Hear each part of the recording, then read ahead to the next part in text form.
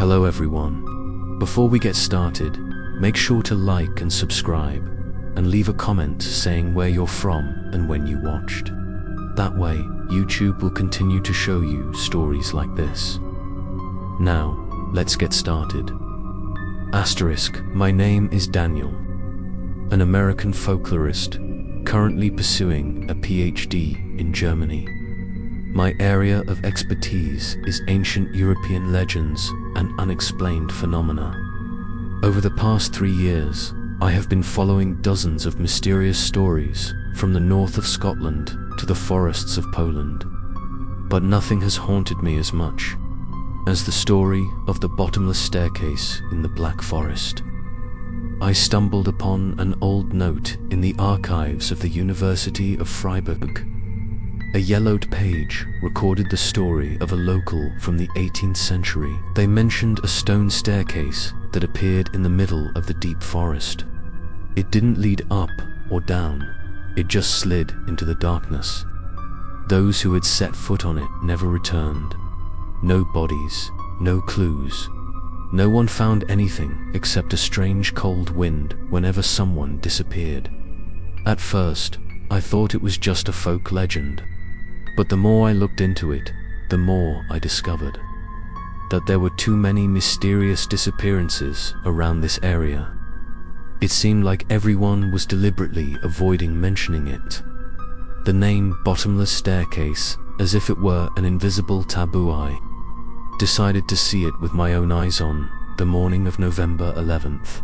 I went into the Black Forest alone, carrying a map, recorder, and some dry food. I prepared for a short survey, thinking that I would only find a few rocks or some fake traces, but the deeper we went into the forest, the more stifling the air became. The cold wind whistled through the tall trees, creating sounds like a soft sigh. Every step on the carpet of dry leaves echoed eerily. At times, I thought someone was walking behind me. When I turned around, I saw nothing but thick fog. 3 hours later, I came across a strange gap in the middle of the forest. Grass could not grow there. There were no trees, only bare rocks and soil, and right in the middle was the bottomless staircase. Old stone staircase was covered with green moss and cracks from time. Every step was worn away, as if countless feet had walked over it. Even in the middle of the day, I still could not see the end of it. The light from the flashlight only reached the 13th step, and then disappeared into nothingness. I stood still, my heart was pounding. I didn't know if I was scared or fascinated. I turned on the recorder, my voice was trembling. I found it. The bottomless staircase, just like the rumors. Just then the wind changed direction. The sound of the wind blowing up from the bottom of the stairs sounded like someone whispering very softly, as if calling my name. Daniele. Shivered and turned my head. There was no one, but when I turned back to look at the stairs again, it had disappeared. Was startled and took a few steps back. In front of me there was only normal dirt and rocks, with no signs of anything unusual, as if everything was just an illusion. But I knew I wasn't imagining. The sound from underground still echoed faintly and regularly, like someone's breathing, and then I heard a clearer sentence. Why did you turn? A wire was scared and ran. Every step seemed to be held back by something invisible, as if the forest didn't want me to leave. Wine. I got back to the camping tent. I dared to turn on the recorder again. In the recording is my voice and a strange sound right after the last sentence. The hoarse voice whispers, "Daniel, don't leave that night." I couldn't sleep. In my head, there was only the image of the bottomless staircase, the deep black shadow, and that voice. I knew I had stepped into something beyond understanding. I had awakened something in the Black Forest, and maybe it had its eyes on me. Toei will go back. I need to know the truth. I need to know what's waiting at the bottom of that staircase. And if you're listening to this recording, I've probably already taken the 13th step. The horror story has only just begun. Stay tuned for the next episode to find out what's waiting for me at the bottom of the place where no one has ever returned. Hello, everyone. Before we get started, make sure to like and subscribe, and leave a comment saying where you're from and when you watched. That way, YouTube will continue to show you stories like this. Now, let's get started. Asterisk, ever since I saw the bottomless staircase in the Black Forest, my life has never been the same. Every time I close my eyes, I see the image of moss-covered stairs, dark shadows lurking in the mist, and a faint sound coming from underground. At first, I thought it was just a psychological trauma, a haunting after a strange survey trip. But then, strange things started to happen at night. I was often awakened by a very small knocking sound coming from outside the tent door. It was not loud, but it was as regular as a heartbeat. When I went out to check, there was nothing but thick fog and pitch-black trees. I turned on my flashlight and panned around, but couldn't see any footprints. However, when I went back inside, I realized that the recording device I had left on the table was turned on and running, even though I was sure I hadn't touched it. When I played back the recording, a voice rang out in the silence. A very soft whisper. It sounded like it was coming from underground. A slow, soft, chilling call. Daniel, goosebumps ran down my spine. I had never heard the sound directly. It had only appeared in the device. But strangely, the voice repeated itself, exactly 3 times, ending with a series of tapping sounds, like someone walking down a stone staircase. I took the recording to a friend named Eric, who specializes in sound and signal engineering. He listened to it over and over again and decided that the tapping sound was not an animal sound or a natural echo. It was periodic, had weight, and seemed to come from a very deep, very hidden place, like a cellar or a cave. We decided to go back to the Black Forest to check the same place. That afternoon, when it started to get cold, we entered the forest. Eric had brought a specialized acoustic resonance meter, which can pick up radio signals from underground and analyze sound frequencies below the human hearing range. I led Eric to the exact spot where I had seen the bottomless staircase, but this time there was nothing there. It was still an empty lot covered in dry leaves, and there was no sign of a staircase. I stood still, eyes closed, trying to remember the feeling from last time. A cold wind brushed the back of my neck. When I opened my eyes, Eric had turned on the recording device and was watching the screen intently. Small waves gradually appeared. At first, it was just a slight static, but then the signal began to increase. A clear waveline appeared. Eric frowned at me. Something was moving underground. We sat motionless, listening to the recording from the device. In the strange silence, we heard footsteps again. Clack, clack, clack, but not from outside, from below, as if someone was walking up. Then a sigh sounded very close. I turned to Eric and saw that his face was pale. He motioned for silence and turned up the volume. This time, the sound was clearer than ever. A series of whispered words repeated over and over. Get down here, Daniel. Get down here. We both stood up. Neither of us said a word. I felt a chill run down my spine, as if an invisible hand had brushed my neck. Suddenly, the device screen flickered. The signal suddenly spiked and then died. There was a slight explosion. The device burned with a burning smell of plastic. Eric quickly unplugged it and stepped back. But at that moment, the ground where I was standing began to shake slightly, and a part of it sunk. I only had time to scream before a small section of the ground collapsed. revealing the exact spot where I had seen the bottomless staircase. It appeared again, but this time more clearly than before. The stone steps, covered in mud and rotten grass, appeared as if they had been freshly excavated from the ground. The air became thick. The silence was eerie. Eric asked me with a trembling voice, "Should we call the authorities?" Shook my head. This was not something that could be explained by science. I took out the recorder from my backpack and started recording. I walked to the edge of the stairs and shined the flashlight down. This time, I saw all the way to the 20th step. The stone was wet and slippery, but there was no sign of decay or collapse, as if it was preserved by some force. The sound from below rang out again. This time, it was no longer a whisper, but a clear and deep voice. "Come down." "Daniel, I have waited a long time." I turned to look at Eric, but he had already backed away. His eyes looked at me in panic, as if I was someone else. Before I could react, the flashlight suddenly went out. Darkness swallowed the bottomless staircase, and it disappeared again, as if it had never existed. I stood there in the middle of the black forest. Only absolute silence and the sound of my heart pounding in my chest. I knew I couldn't escape it.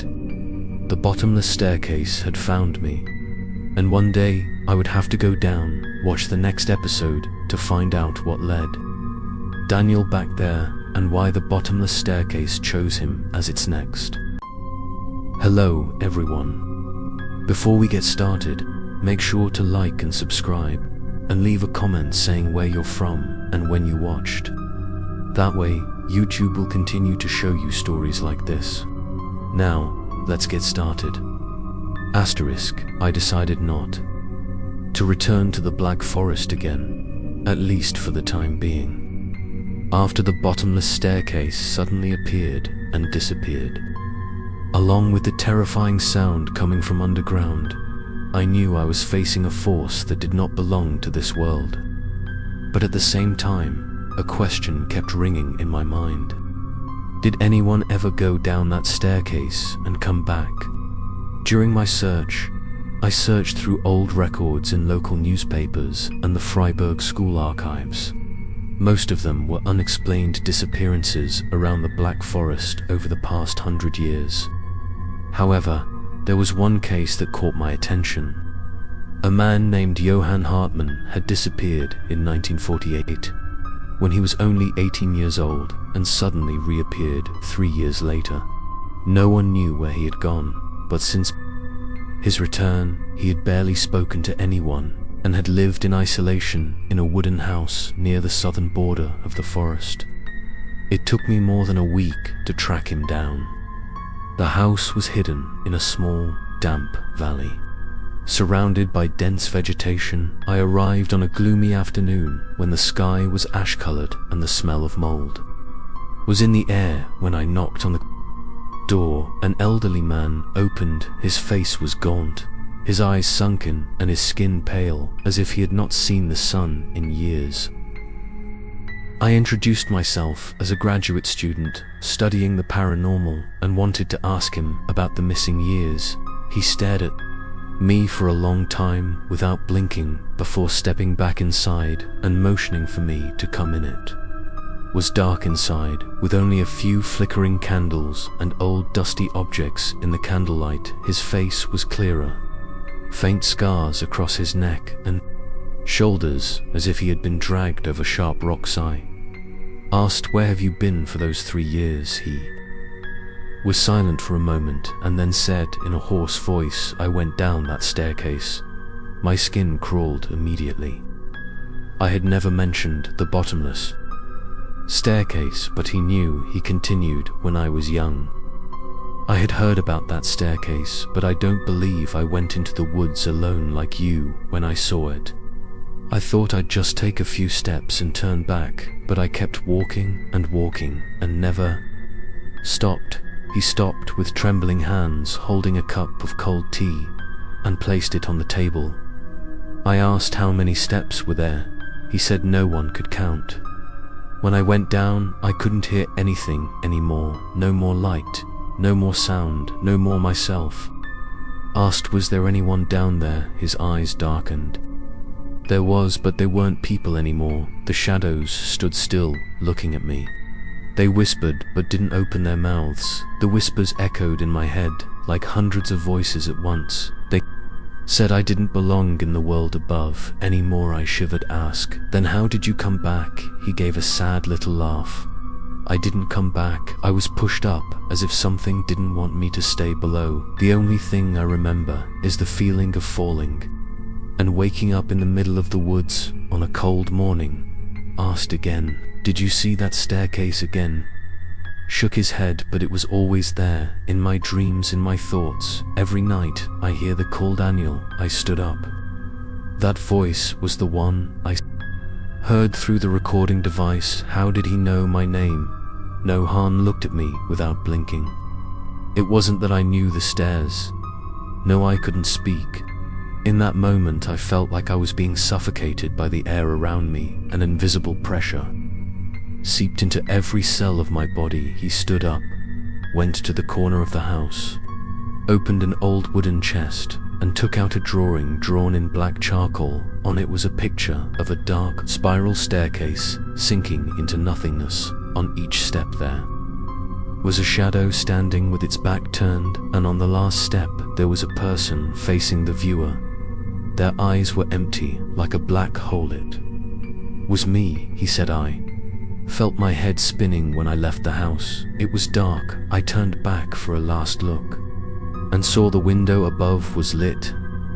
Johan's shadow stood there looking at me without moving, and for a brief moment I heard his voice echoing in first. "Next time you won't come back." Daniele quickly walked out of that area, but the whispers kept ringing. The next episode to find out what made Daniel decide to return to the Black Forest one last time, where the bottomless staircase awaits with a door that can't be turned back. Hello everyone. Before we get started, make sure to like and subscribe, and leave a comment saying where you're from and when you watched. That way, YouTube will continue to show you stories like this. Now, let's get started. Asterisk, I left your house in a daze. His words echoed in my head like a curse. I knew I was no longer an outsider. I had been drawn into this story and was now standing on the thin line between reason and darkness. The bottomless staircase was no longer a phenomenon to be studied. It was becoming a part of my sleep, my breathing, my thoughts. 3 days later, I returned to the Black Forest. This time, I had more than a recording device. I had an infrared camera, a magnetic field meter, spare batteries, and a super sensitive recording device that Eric had sent me. But this time, I went alone. Eric had refused to return after the first time. He said something in the forest had seen him and he didn't want to face it again. Before entering the forest, I stood still for a few minutes, watching the shadows of the trees lengthen under the grey sun. The air was cold and there was a strange metallic smell in the wind. I began to feel the change in the forest. It was so quiet that not a single bird was singing. The dry branches seemed to be reaching out to hold on to whatever was going inside. I followed the same path that led to where I had last seen the bottomless staircase. The clearing was still there, but the grass had grown back and there was no sign of the ground collapsing. I turned on the seismograph and placed the infrared camera on the opposite branch. Everything was ready. I turned on the recorder, grabbed the flashlights and walked to the middle of the clearing. I whispered into the microphone I was back. "Bottomless staircase, if you really exist, show me first." Nothing happened. The wind blew gently and the ground beneath my feet was cold. I stood there for about 20 minutes, but then the temperature suddenly dropped sharply. My breath steamed and the device started to emit an alarm. The screen showed unusual vibrations, In the ground, I looked down. The ground began to shake slightly. The grass and soil suddenly parted, as if an invisible door was opening. Slowly, the first step appeared. It was still the same moss-covered grey stone and the old steps that looked like they had been built centuries ago. But this time, it was no longer a fleeting illusion. The bottomless staircase appeared clearly before my eyes, as if waiting for me to step down. I took the camera and walked closer, step by step. The flashlight shone on the stairs, revealing the stone steps fading into the darkness. I turned on the infrared light and discovered a detail that made my heart stop. On the 13th step, there were clearly human footprints that were still wet, as if someone had just stepped up or down not long ago. I knelt down to observe and realized that there was not just one set of footprints. There were 3 sets, 2 large and 1 much smaller. I didn't know where they led, but someone had definitely been here not long ago. I held up the recorder and asked, "Who's down there? Has anyone ever come down?" A long silence. Then from the bottom of the stairs came slow footsteps and a distant whisper. But this time, it wasn't my name. It was a completely new sentence. "One more step, Daniel, just one more step," I shivered. I felt like someone was standing, very close, waiting for me below. I took a few steps back. The sound frequency meter began to show dense waves. The volume increased until the machine hissed and disconnected. The heavy atmosphere pressed down on my chest. I felt like I was surrounded by something invisible. The darkness from the bottom of the stairs seemed to creep up each step, stretching towards me. And then I heard a knock, not from the ground, but from beside my ear. 3 times, clearly, slowly. I turned to run, but when I looked back, the stairs had disappeared. Once again, they had retreated into the ground as if they had never existed. All my devices were off. The camera recorded nothing but static. The recorder was just static. It was as if the forest itself had erased all evidence.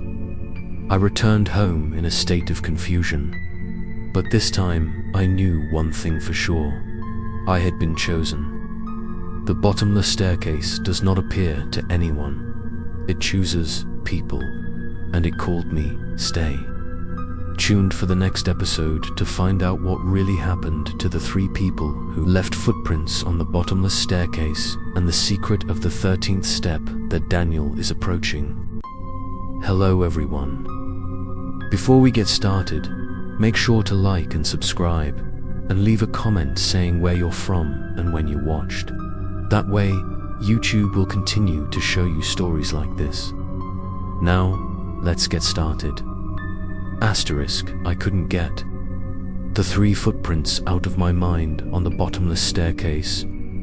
Even though I had left the Black Forest and returned to my apartment in Freiburg, my mind was still stuck on the 13th step. The image of the 3 footprints clearly imprinted on the damp, mossy stone kept repeating in my head. 2 large footprints and 1 much smaller one. The gait of the smaller one was unsteady, as if the person was walking with shaky steps. I don't believe in coincidences. I started looking up missing person reports around the Black Forest over the past 10 years. Mostly young adventurers or lost tourists. But between the cold lines, I discovered a strange profile in the year 2015. A German couple reported missing with their 7-year-old daughter during a picnic in the hills near the Black Forest. They camped overnight and then disappeared completely. The next morning, the police found only a burnt-out fire and a doll left on the grass. No blood, no signs of a struggle. No trace has been found since then. I feel chilling. The small footprints on the bottomless stairs could belong to that little girl, but if that's the case, why did the stairs lead them there, and who else was at the bottom with them? Mai printed out the entire file and decided to try to contact the family's relatives. After a few calls, I met the little girl's grandfather, Walter, who lived in a small town near the Swiss border. I arrived at his house on a gloomy morning with a cold wind blowing through the frosted glass windows. Walter was an older man with tired but still sharp eyes. He welcomed me into his house without asking too many questions. When I mentioned the Black Forest and the bottomless stairs, he squinted as if he had heard the name for a long time. I showed him the photo of the 3 footprints I had taken. He looked at it for a long time and then nodded slightly. The small footprint in the middle looked exactly like Anna's when she was in kindergarten. He spoke very softly and took out a pair of old brown children's shoes from the drawer. The soles of the shoes were exactly the shape of the footprints in the photo. I asked, "Do you believe that the girl and her parents were dragged down there?" Walter replied, "I don't know what's down there, but I believe it's not a place for humans to enter. There are things buried that should not be awakened as." I was about to leave. Walter handed me a strange object. It was an old cassette tape, labeled in German. I found this in my daughter's backpack after the police returned her luggage. It didn't belong to anyone in the house. I went back to the apartment and turned on the tape player. The static started and then turned into incoherent voices. A man's voice called someone's name, then a woman's scream mixed with a child's cry, and finally a long whisper, "Come down here with Usat." The moment the light in my room went out, the tape player suddenly stopped. I couldn't move for a few seconds, as if a weight was pressing down on my chest. I regained my composure and turned on the light and wrote everything down I knew I couldn't ignore it anymore. The bottomless staircase was connecting the disappeared people together.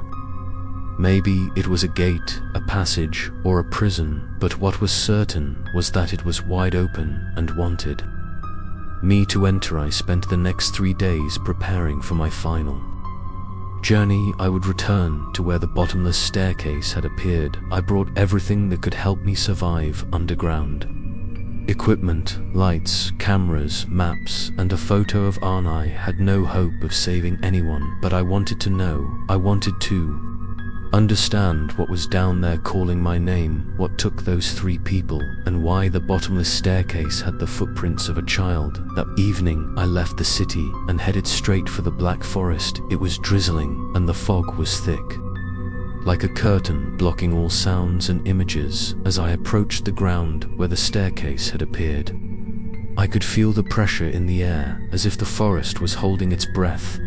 I walked to the center of the ground, stopped, and placed the photo of Anna on the ground. I was back. I was ready. Strong wind blew through, lifting the grass and soil below. Gradually, the steps. The first step appeared, then the second, the third, all the way up to the 13th, and this time there were not just footprints, but a small bloodstain on the 10th step. I knew I couldn't turn back. Watch the next episode to see what awaits Daniel when he decides to set foot on the 14th step and enter the place where no one has ever returned. Hello, everyone. Before we get started, make sure to like and subscribe, and leave a comment saying where you're from and when you watched. That way, YouTube will continue to show you stories like this. Now, let's get started. Asterisk, I stood in front of the 13th step for a long time, breathing heavily as if I had just stepped through an invisible curtain that separated the real world from another dimension.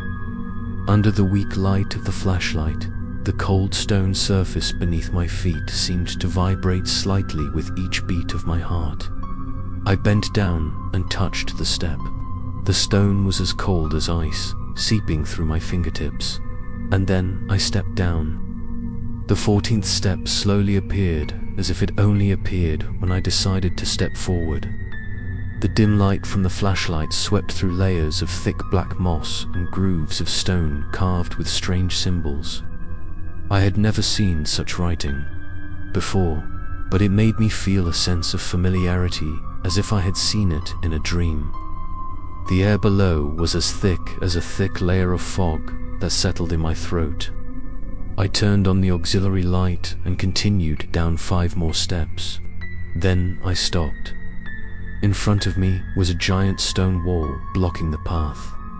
On it was a grey stone door, more than 3 meters high, covered with characters like those on the stairs. In the center of the door was a long crack from the top down, as if something had been trapped inside and was trying to escape. Moved closer and touched the stone. Surface a faint echo echoed from inside, as if a giant object was moving in the darkness. I stepped back, my heart pounding, but I didn't take my eyes off the door. I whispered, "Who's there?"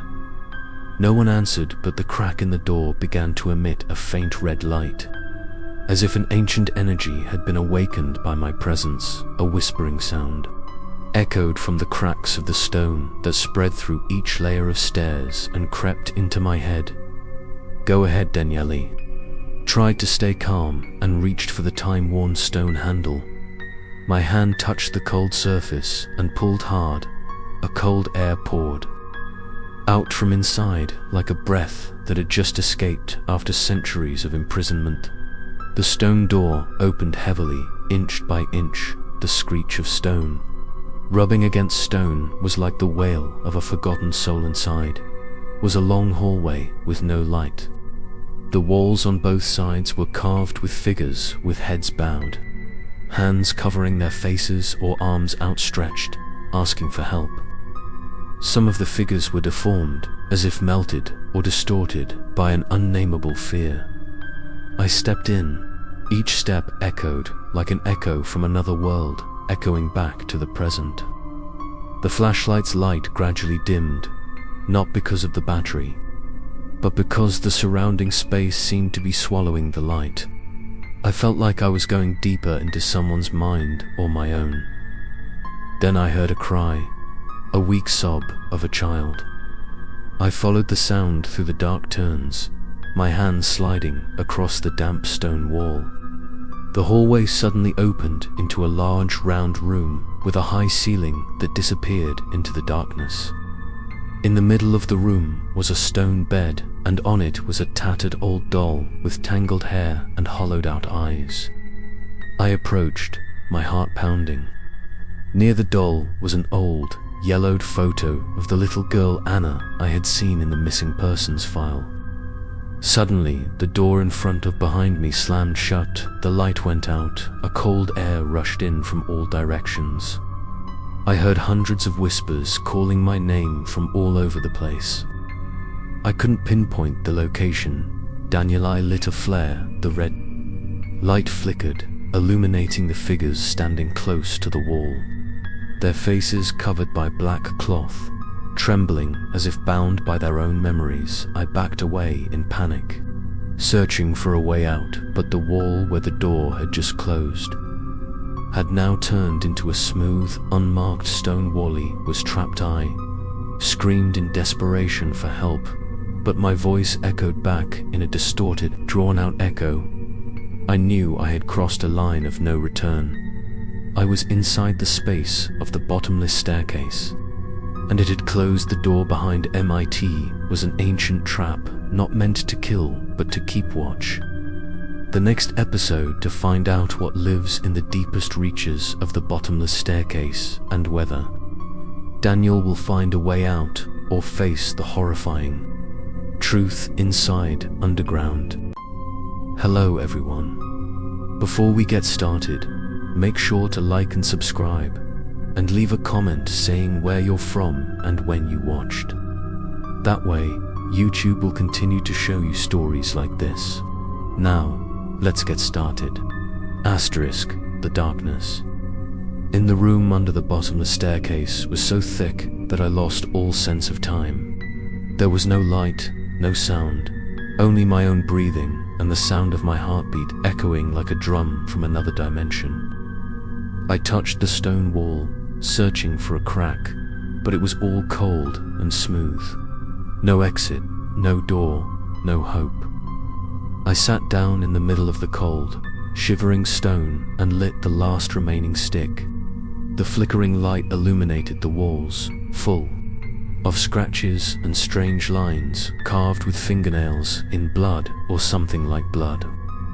I leaned in close and read the broken lines. I couldn't remember my name. He was still here. I heard my child calling from behind the wall. I shivered. A chill crept up my spine, as if an invisible hand had touched the back of my neck. I turned around. Behind me was a wall of stone thinner than the rest. There were small cracks in it, and cold air seeped through each crack. I pressed my ear against it and heard the sound of heavy breathing mixed with the sound of a child crying. The crying didn't echo, but echoed straight into my head like a distorted memory. I stepped back and hit the wall hard, hoping to break or awaken something. But the stone didn't break, only an echo. Then a faint voice came from the other side. Someone out there. I stopped my heartbeat and replied, "I'm Daniel. I'm stuck here. I need help, Pay." Long silence, then the voice came again.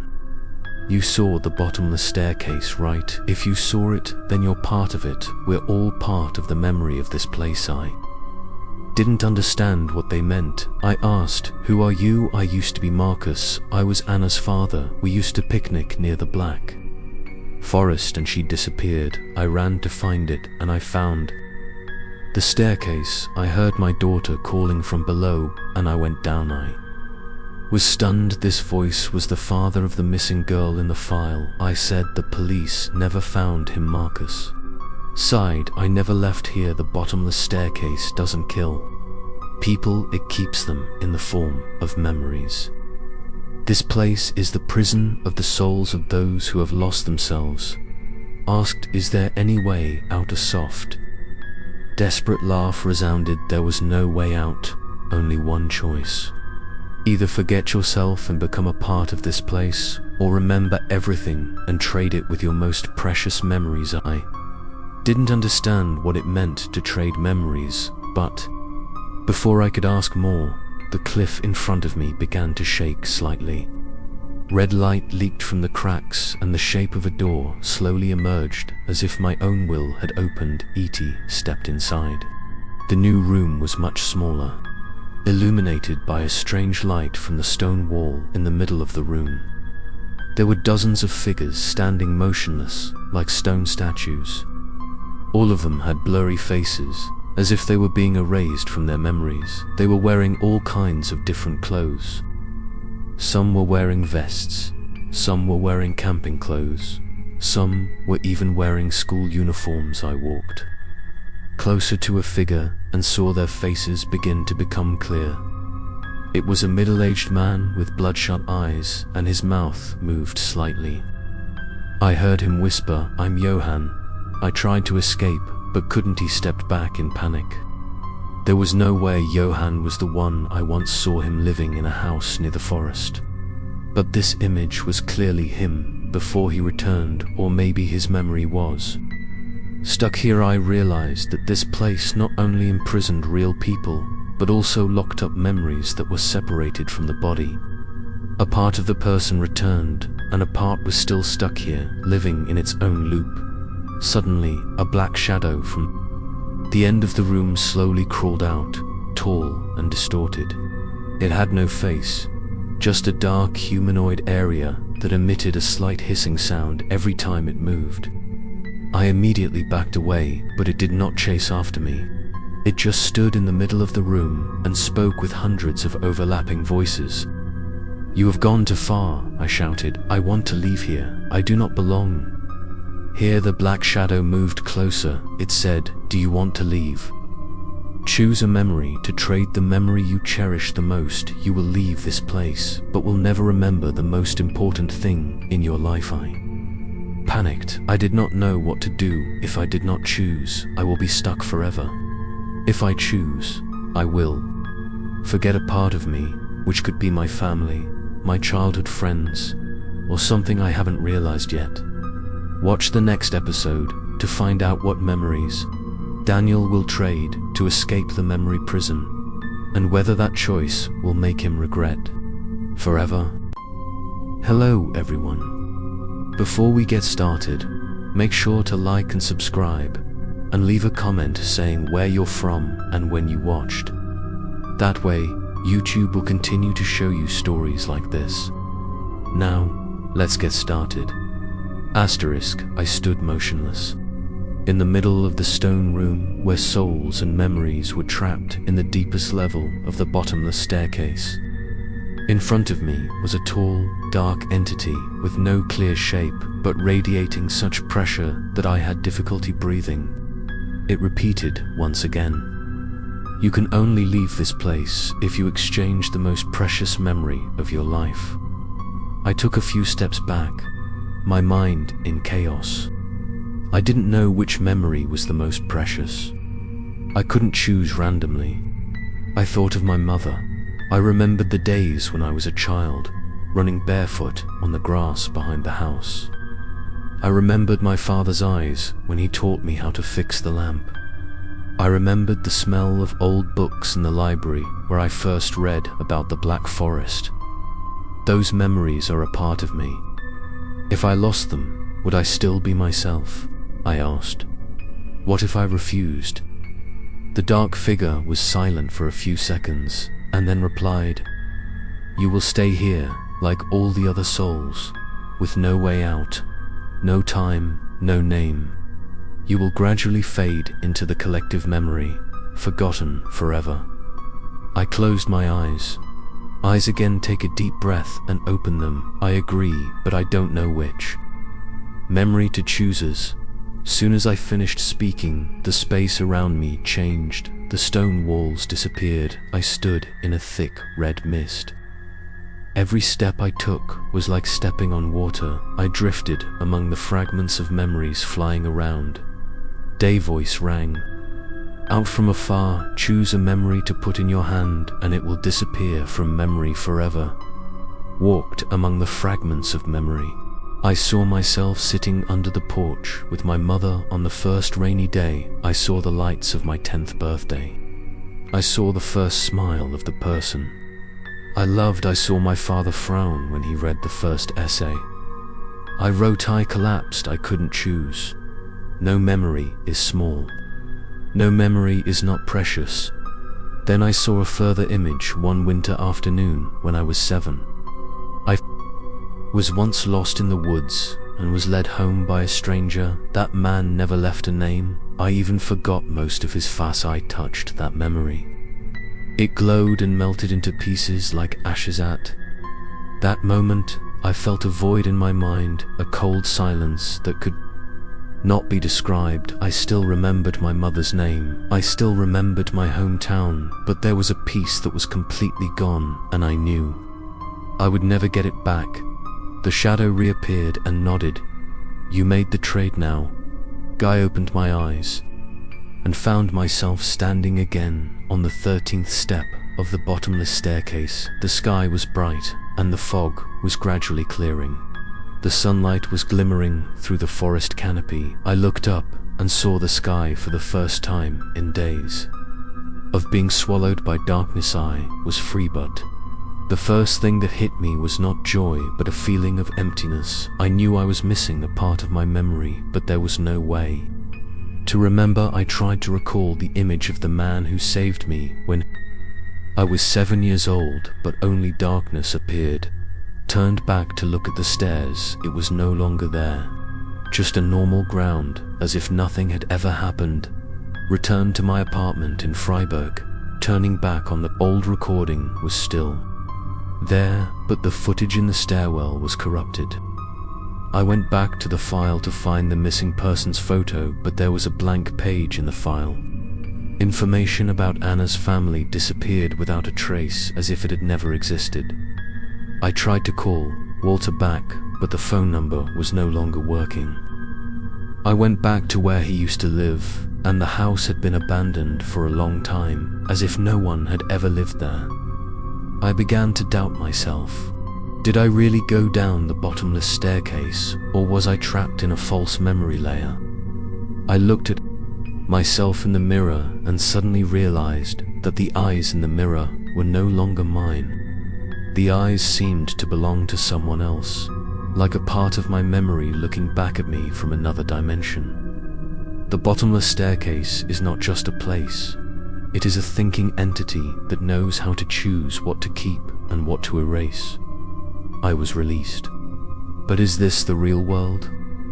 Watch the next episode to discover the truth after Daniel returns to the world. Reality, and discovers that the disappearing memories are just the beginning of a bigger game he can't stop. Hello everyone. Before we get started, make sure to like and subscribe, and leave a comment saying where you're from and when you watched. That way, YouTube will continue to show you stories like this. Now, let's get started. I returned to the city in the afternoon. As the pale sunlight crept through the cold trees, my apartment was still there. Everything seemed unchanged, but I couldn't escape the strange feeling that crept into every breath, like an invisible Misty walked into the room and stood still, looking at everything. The table was still in the same place. The wooden chair still had a broken leg, and the notebook was still on the shelf, but when I opened the notebook, the handwriting was no longer mine. The scribbled lines were written with my left hand while I was right-handed. I had never written like that. I walked into the bedroom and looked up at the family photo on the wall. The photo of the three of them faded away, their faces as if erased from memory. My mother's face had disappeared, leaving only the familiar shawl floating in the white space. I turned on the computer and tried to check the information about the people who had been involved in the journey down the bottomless stairs. Anna's file was no longer in the database. The newspaper articles about the disappearance disappeared. Mr. Walter's address now belonged to a real estate company I had never heard of. It all seemed lost, erased from reality. Began to suspect that I had not really returned, or that the world I was in had been warped. I opened my phone and called Eric, but he did not answer. I tried to find the recording again, but the files were now filled with strange symbols, and the sound was like radio interference. I stepped out onto the street, my heart still reeling from everything that was happening. Around me was a stream of people walking normally, but something was wrong. Their faces were blurred, their eyes were lifeless. No one met my eyes even once, as if I was a shadow passing through the world without anyone noticing. A woman bumped into me, but did not say sorry, did not look at me, and continued walking. I turned to look, but her back gradually faded and disappeared around the corner, as if melting into the air. I returned home and opened my personal photo cabinet. The old photos were still there, but they were all blurred. My face in the photos was replaced by a deep, black space. My name in the administrative documents was replaced by strange, unreadable characters. I felt like I was disappearing. Little by little, I lost myself in the world I once knew. I started keeping a diary, recording every feeling, every little detail. The wrong things changed. Even the smallest things, like the doorknob, turned to the left instead of the right. The city map had a few streets that I was sure had never existed. Before I went to the old library where the folklore research books were stored, but the catalogue had been changed. The Black Forest section was moved to a restricted archive that no one was allowed to access unless they had permission from an organization. I had never heard of I asked the librarian about Johann Hartmann, but she just looked at me strangely and said that there was no record of him. Here I started having nightmares every night. I found myself falling endlessly into a bottomless well. Old memories fell away like pieces of burnt paper. I saw a dark figure standing at the bottom of the stairs, calling to me in the voices of hundreds of different people. I saw my face distorted in the mirror and crumbled to dust. One morning, I woke up and couldn't remember my name for a few minutes. That's when I realized the bottomless staircase didn't just take away a memory. It started opening the door to enter me to continue its game. It doesn't need to keep anyone locked up forever. If it can distort their reality, it plants seeds in the mind and makes people destroy themselves as living in a warped reality. And if I don't find a way to turn everything around, I'll forget everything I decided to go back to where it all started. I have to face it once more before I'm erased from this world. Watch the next episode to see what Daniel will do to face the entity behind the bottomless staircase, and whether he can reclaim himself before it's too late. Hello, everyone. Before we get started, make sure to like and subscribe, and leave a comment saying where you're from and when you watched. That way, YouTube will continue to show you stories like this. Now, let's get started. I returned to the Black Forest on a sunless morning. The sky was grey, and the wind whistled through the bare tree trunks like broken fingers trying to hold on to time. I carried nothing but an empty white notebook and a red string tied around my wrist to remind me that I still existed. I followed the same path, but the scenery had changed. The old path was blocked by weeds and tree roots. Each step was like stepping on layers of old, rotten memories. I didn't need a guide because the bottomless staircase was already in my mind.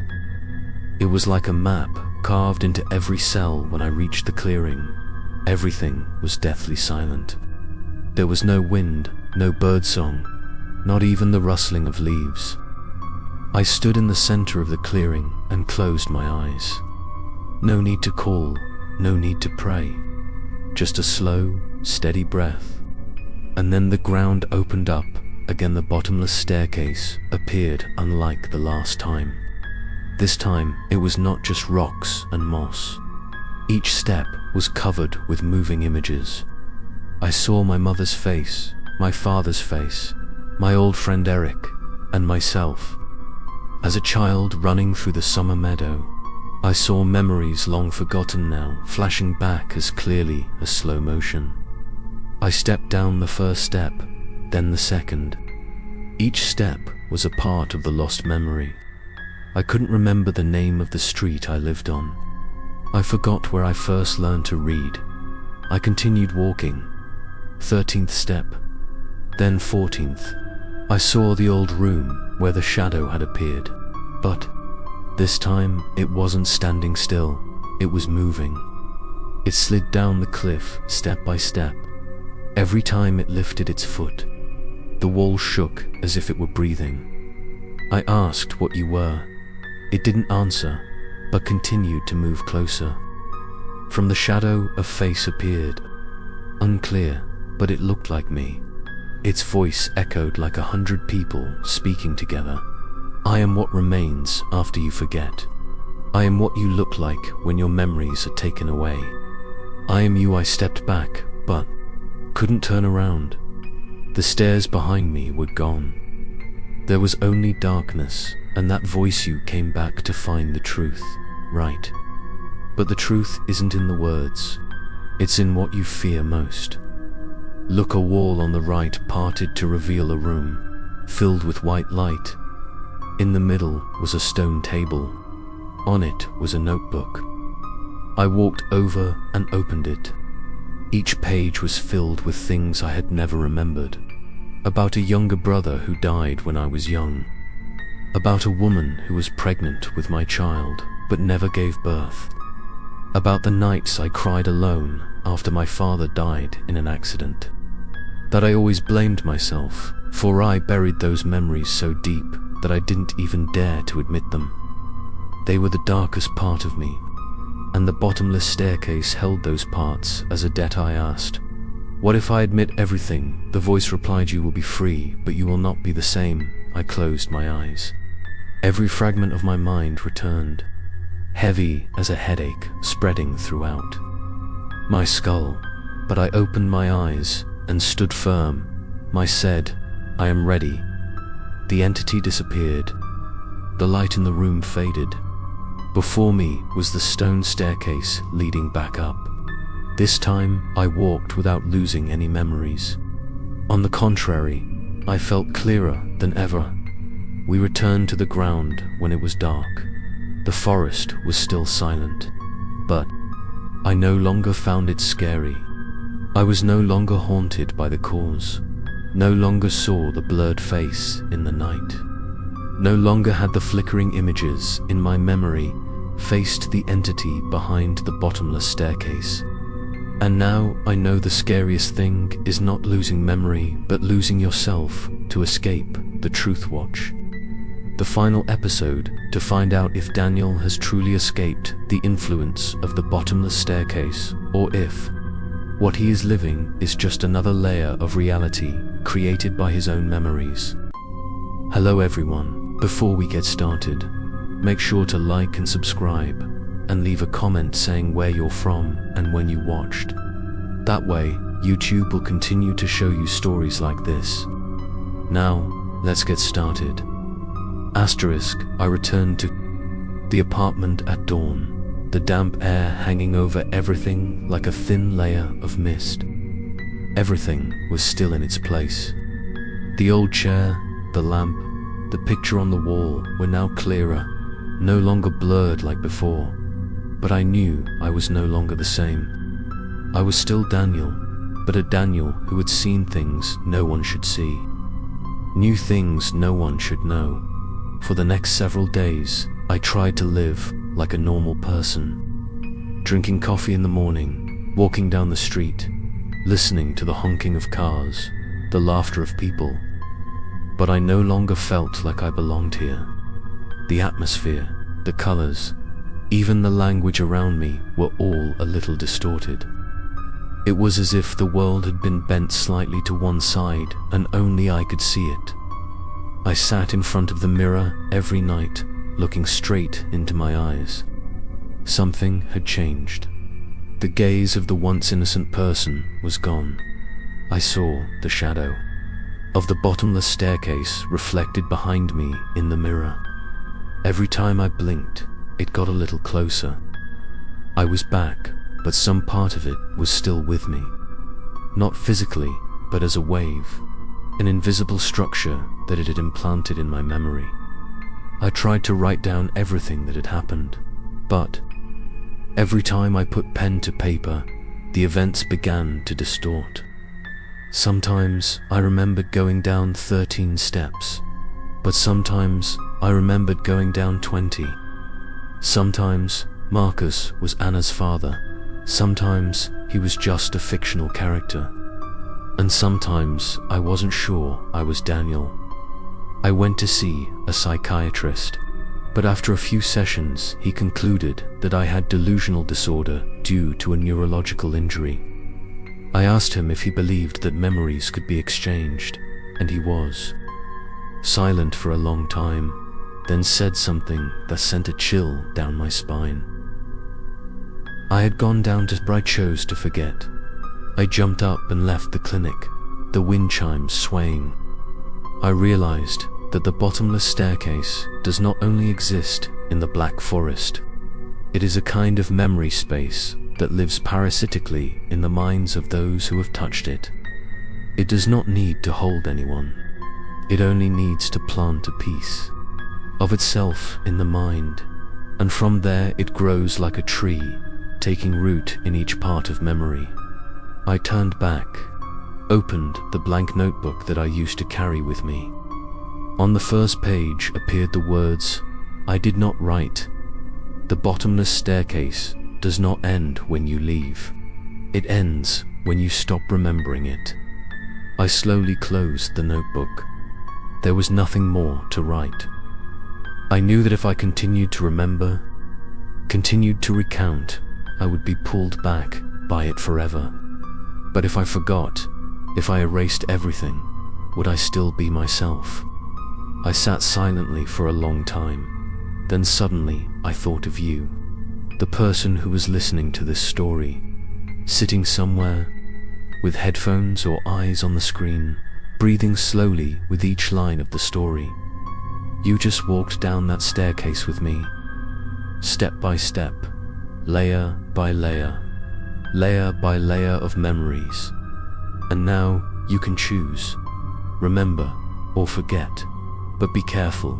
If tonight, in your sleep, you hear slow footsteps on the stone stairs, if you find yourself standing in a cold, windowless hallway, if you see a blank notebook lying on the table with your name written on the first page, then maybe you have already started to walk down without even knowing it. Thank you for following the whole story of the bottomless staircase.